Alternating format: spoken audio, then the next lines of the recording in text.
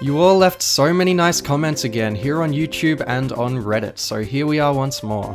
Here's 5 impressive 3D Game Boy Advance games again. I'm really writing myself into a corner with these titles. First up is LEGO Jeromes Races from 2003. As you can see, this game is aesthetically quite similar to Hot Wheels Stunt Track Challenge from the last video with its textureless polygons, but this game does it better. The draw distance here is lower, but the trade-off allows for a higher frame rate with faster cars. The 18 polygonal tracks are all nicely detailed and designed, and the sprite-based vehicles and objects blend into the levels smoothly. Surprisingly, it's also exciting to play. Races don't drag on too long, and it offers up a good challenge. I now wish I owned this game as a kid. Thanks to Shiki Ryamaho for this recommendation. The sexy flat shaded polygons are back.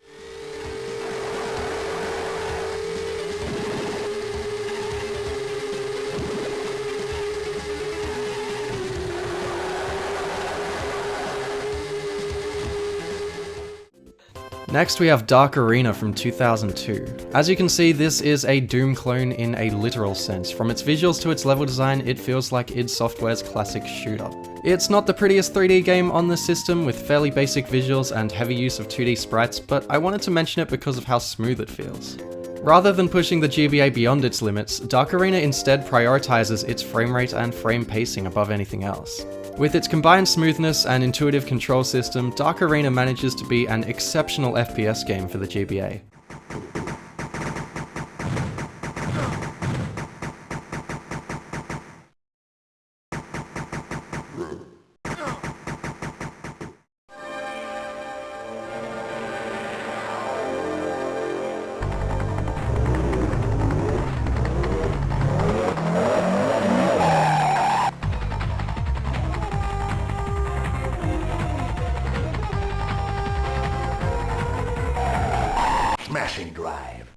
Smashing Drive from 2004 is an arcade racer which features some of the most densely detailed and interactive 3D environments I have ever seen on the GBA. Each of the short levels are filled with destructible objects and vehicles, as well as many hidden shortcuts. This game is developed by Raylight Studios, who did a lot of interesting stuff for the system. Most notably, they created the Blue Roses game engine, which paved the way for many impressive games and tech demos, including LEGO Jeromes Races from earlier, as well as some Metal Gear Solid and Resident Evil tech demos, but those are topics for another video. As it stands, Smashing Drive is one of the most extraordinary achievements on the system, despite a choppy frame rate.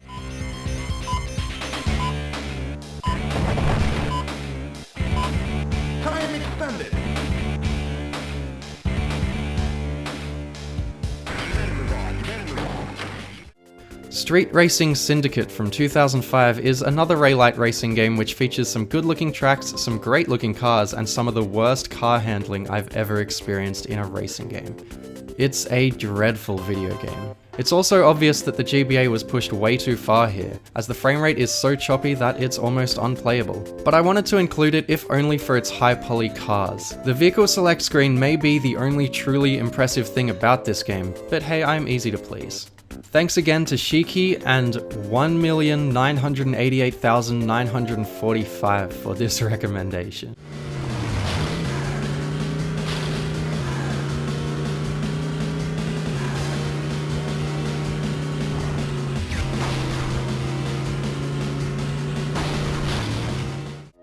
Finally, we have Payback from 2004, and this one has been a long time coming. As you can see, it's very much a clone of the early Grand Theft Auto games, and its development history is perhaps more fascinating than the game itself. Payback started development as a fan project to make a GTA clone for the Amiga, which got released in 2001. 2 years after, it was ported to the Mac, and then finally in 2004 the GBA version was released. Due to the nature of its development, it feels very experimental and ambitious. The developer Apex Design states on its website that every effort has been made to ensure that Payback beats Grand Theft Auto in every way. The game engine supports texture mapping, environment mapping, distortion mapping, realistic shadows, alpha channeling, multi-channel 3D sound, and spectacular physics. Honestly, I'm not completely sure what all of those things mean, and whilst I wouldn't go as far as saying that Payback is realistic or spectacular in its own right, Payback's visual effects, 3D physics, and fully polygonal world makes it an incredible feat for the Game Boy Advance. Featuring 11 different decently sized cities and even 4-player multiplayer deathmatch, Payback stands as one of the most ambitious and technically complex Game Boy Advance games to date. Though I don't personally enjoy playing it much, blowing up people with the shotgun feels great. It's amazing how they just explode into a bloodbath. Shout out to Autumn Rain, LE1, and Samuel Coppens for this recommendation, though I was always going to talk about this game at some point.